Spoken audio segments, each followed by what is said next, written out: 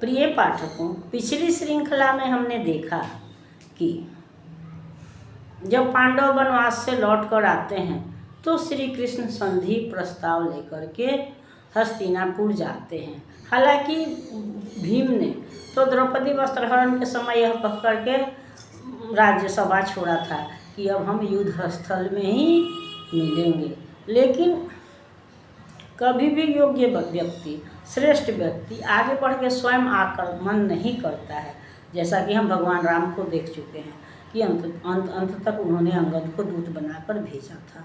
तो उसी तरह से पांडवों ने भी कृष्ण को दूत बना करके हस्तिनापुर संधि प्रस्ताव लेकर के भेजा और उन्होंने कहा कि अगर वो हमारा राज्य लौटा देते हैं तो युद्ध की आवश्यकता नहीं, हम युद्ध नहीं करेंगे।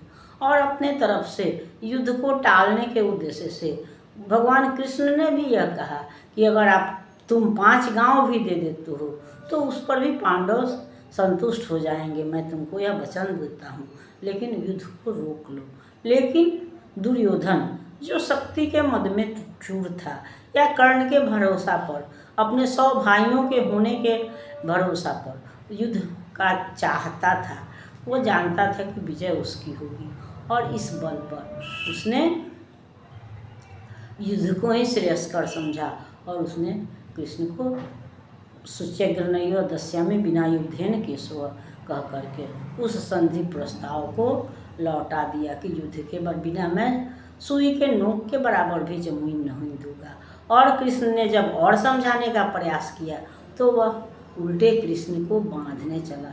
उसने कहा कि अगर तुम दूत नहीं होते तो मैं तुमको बंदी बना लेता। और तब भगवान कृष्ण ने कहा कि तो ठीक है, तुम बंदी बनाकर ही देख लो।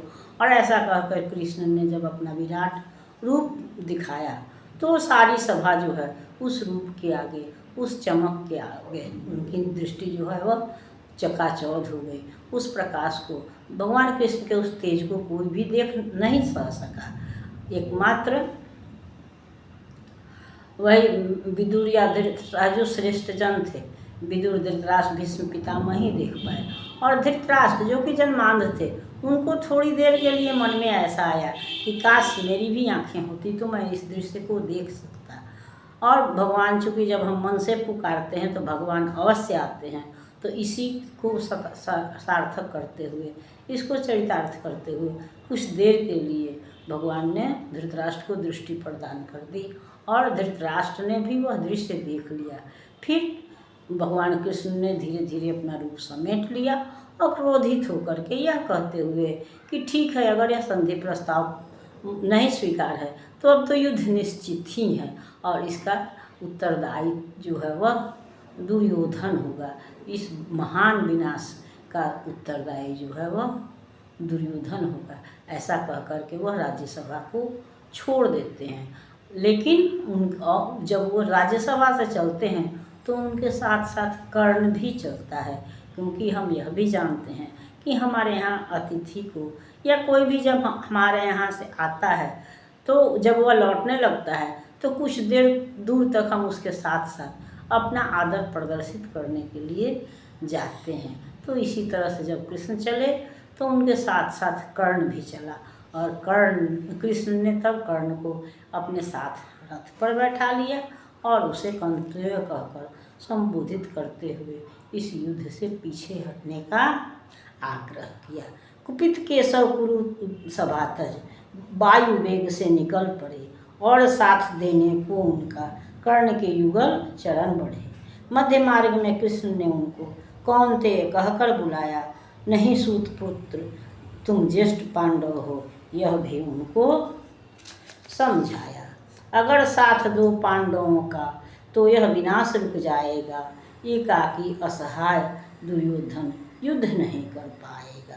तेरे ही बल पर समझो तो इस युद्ध का आयोजन है, अगर कर्ण नहीं तो समझो कहीं नहीं दुर्योधन है।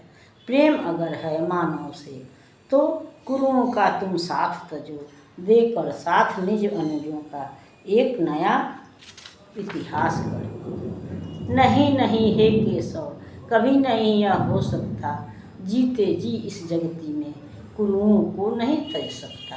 निर्जन कथा सूर्यदेव से जान चुका हूँ पहले ही, पीना था जो अपमान गरल का, पी चुका हूँ पहले ही।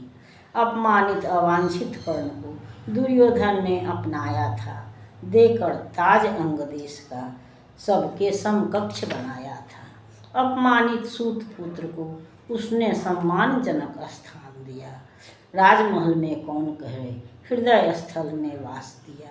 हाँ, यह सच है मेरे बल पर ही इस युद्ध का आयोजन है, पाकर मेरा साथ सुदृढ़ बढ़ता जाता दुर्योधन। किंतु आस की इस डोरी को तोड़ नहीं मैं सकता हूँ, आ जाएगा स्वयं मृत्यु पर छोड़ नहीं मैं सकता हूँ।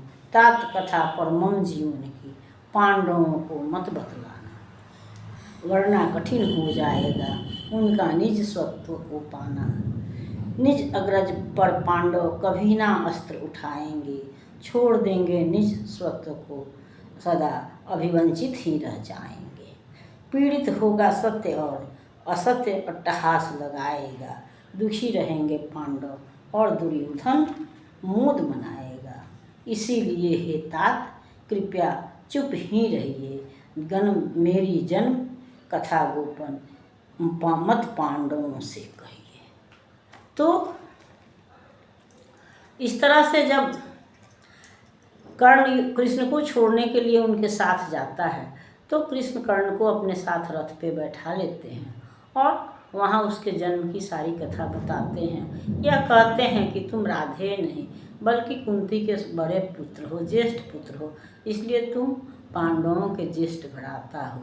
तुम अगर मनुष्यता का कल्याण चाहते हो, यह महान जो जनहानि होनी है उसको बचाना चाहते हो, तो तुम कौरवों का साथ छोड़ करके पांडवों के साथ आ जाओ।